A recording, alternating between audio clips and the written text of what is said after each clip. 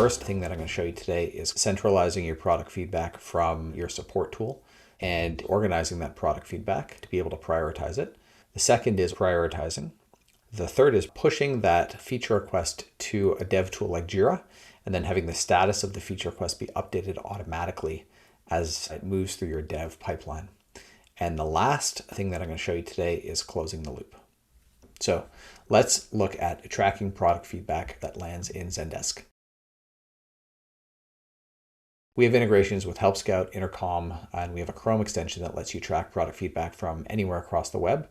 But I'm going to show you Zendesk for the purposes of this demo. So this person is asking for a Zapier integration. And so the way you track your product feedback from Zendesk is you paste it into this Savio sidebar app here. You organize it by categorizing it as part of your Zapier integration feature request. So this list is pulled from your list of feature requests inside of Savio. You can add any relevant tags and hit save. And that's it. Your feedback is now tracked inside of Savio. So now that we come over to Savio, you can see your list of feature requests. You can see the number of pieces of feedback and the MRR associated with each one. Quick and dirty way to prioritize is to just sort by MRR. You can also slice and dice your requests by user, so requests from a specific person, all the requests from everybody at a specific company. You can see feedback received in the last 30 days. The real power comes from being able to look at feature requests from people on things like a plan or that are paying you more than a certain amount of money every month. So you can see here's all of the requests from people on the Pro plan. So that's a really valuable slice and dice. The next is, let's look at everybody who's paying you more than $500 a month. And so these attributes, plan and MRR, are pulled in from your support tool or CRM, basically your customer source of truth that you connect to Savio during onboarding. So we're going to clear this. That's really how you prioritize your requests. You can drill into a request. In this case, we can see the product feedback we just logged from Zendesk, along with the person, company, and attributes that have all been pulled in from Zendesk.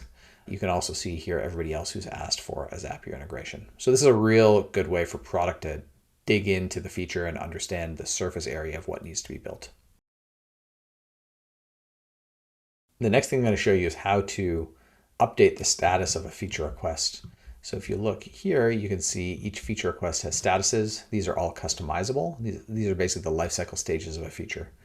You can update these manually here, or you can have a dev tool like Jira or Shortcut update them automatically. So here's how we do that.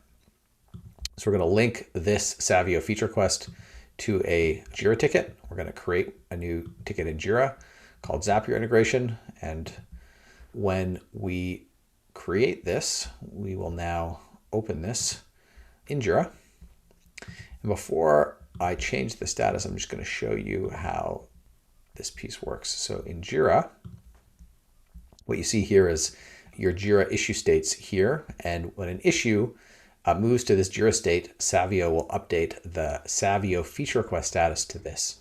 So when an issue in Jira moves to in progress, the Savio status will be set to in progress.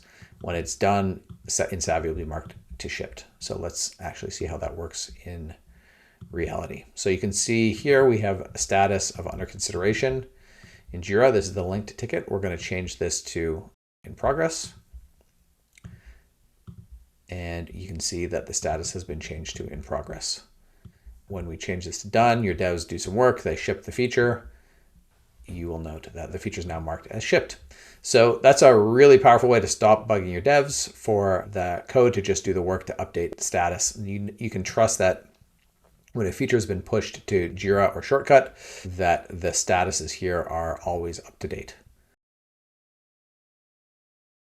So the last thing I'm going to show you is how to close the loop with your customers. So you can see here all of your features that have been shipped. And so this is a hint to you that it's ready to have the loop closed with customers. The way to do that is you drill into the feature, you choose the people you want to close the loop with, you hit compose email, and you write them a close the loop email.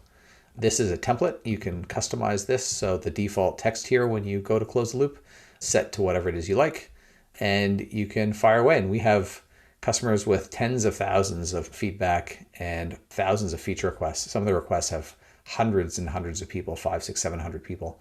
And so this is a really powerful way to get credit for the features that you're building at scale without really having to go through and send 500 or 600 individual emails. So that's what your complete end-to-end feedback tracking system would look like in Savio. Again, it does 5 things. It centralizes product feedback from any of your web-based tools where you get it. It helps you organize it by categorizing your product feedback into a feature request. It helps you prioritize by attributes like MRR, plan, or really anything else you care about.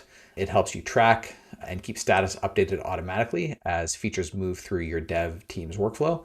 And it helps you close the loop and get credit with customers when you ship features that they ask for.